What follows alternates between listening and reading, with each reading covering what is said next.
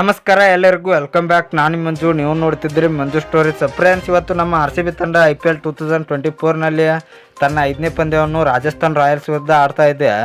ಈ ಪಂದ್ಯವನ್ನು ನಮ್ಮ RCB ತಂಡ ಗೆಲ್ಲಲೇಬೇಕು. ಯಾಕೆಂದರೆ ಈಗ ಫ್ರೆಂಡ್ಸ್ 4 ಪಂದ್ಯಗಳಲ್ಲಿ 3 ಪಂದ್ಯವನ್ನು ಸೋತು 1 ಪಂದ್ಯವನ್ನು ಗೆದ್ದಿದೆ. ಇವತ್ತು ರಾಜಸ್ಥಾನ್ ರಾಯಲ್ಸ್ ವಿರುದ್ಧ ಗೆದ್ದು ನಮ್ಮ RCB ತಂಡಕ್ಕೆ ಗೆಲುವಿನ ಲಯಕ್ಕೆ ಕಂಡುಕೊಳ್ಳಬೇಕು. ಇನ್ನು ಫ್ರೆಂಡ್ಸ್, ರಾಜಸ್ಥಾನ್ ರಾಯಲ್ಸ್ ವಿರುದ್ಧ ಗೆಲ್ಲಲು ನಮ್ಮ RCB ತಂಡದ ಬಲಿಷ್ಠ ಪ್ಲೇಯಿಂಗ್ ಲೆವೆನ್ ಯಾವ ಥರ ಇರ್ತದೆ ಅಂತ ನೋಡಿದರೆ, ಅದಕ್ಕಿಂತ ಮುಂಚೆ ನೀವೇನಾದರೂ ನಮ್ಮ ಚಾನಲ್ಗೆ ಹೊಸಬ್ರಾಗಿದ್ದರೆ ತಪ್ಪದೆ ಸಬ್ಸ್ಕ್ರೈಬ್ ಮಾಡಿ, ಹಾಗೆ ಪಕ್ಕದಲ್ಲಿರೋ ಬೆಲ್ ಐಕಾನ್ ಪ್ರೆಸ್ ಮಾಡಿ ಆಲ್ ಒಂದು ಸೆಲೆಕ್ಟ್ ಮಾಡಿ. ಯಾಕೆಂದರೆ ನಾವು ಯಾವುದೇ ಕ್ರಿಕೆಟ್ ಬಗ್ಗೆ ವಿಡಿಯೋ ಮಾಡಿದರೆ ನಿಮಗೆ ತಕ್ಷಣ ನೋಟ್ಸ್ ಬರುತ್ತೆ. ಆವಾಗ ನೀವು ವಿಡಿಯೋನ ಮೊದಲಿಗರಾಗಿ ನೋಡ್ಬೋದು. ಸಬ್ಸ್ಕ್ರೈಬ್ ಅನ್ನೋದು ಸಂಪೂರ್ಣ ಉಚಿತ. ವಿಡಿಯೋ ಕೆಳಗೆ ಬ್ಲಾಕ್ ಕಣ್ಣಿದೆ ಮಾಡ್ಕೊಳ್ಳಿ. ಏನೋ ತಡ ಮಾಡಿದೆ ವಿಡಿಯೋ ಶುರು ಮಾಡೋಣ ಬನ್ನಿ. ಇನ್ನು ಫ್ರೆಂಡ್ಸ್, ಓಪನರ್ಗಳಾಗಿ ವಿರಾಟ್ ಕೊಹ್ಲಿ, ಪಾಪ್ ಡುಪ್ಲೆಸಿ ಅವರು ಇರುತ್ತಾರೆ. 3ನೇ ಕ್ರಮಾಂಕದಲ್ಲಿ ರಜತ್ ಪಟಿದಾರ್ ಅವರು ಇರುತ್ತಾರೆ. 4ನೇ ಕ್ರಮಾಂಕದಲ್ಲಿ ಗ್ಲೆನ್ ಮ್ಯಾಕ್ಸ್ವೆಲ್ ಅವರು ಇರುತ್ತಾರೆ.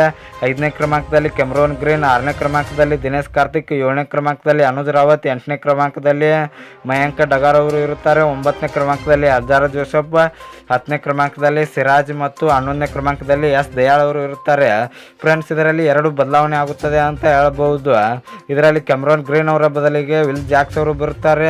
ಅಲ್ಜಾರ ಜೋಸೆಫ್ ಅವರ ಬದಲಿಗೆ ಇವರು ರಿಸ್ ಟೋಪ್ಲೆ ಅವರು ಬರ್ತಾರೆ ಅಂತ ಹೇಳ್ಬೋದು.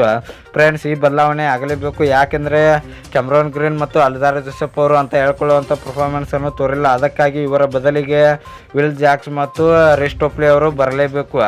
ರಿಸ್ ಟೋಪ್ಲೆ ಅವರು ಮೊನ್ನೆ ಎಂಟ್ರಿ ಕೊಟ್ಟಿದ್ದರು. ಇವತ್ತಿನ ಪಂದ್ಯದಲ್ಲೂ ಕೂಡ ಇರುತ್ತಾರೆ ಅಂತ ಹೇಳ್ಬೋದು.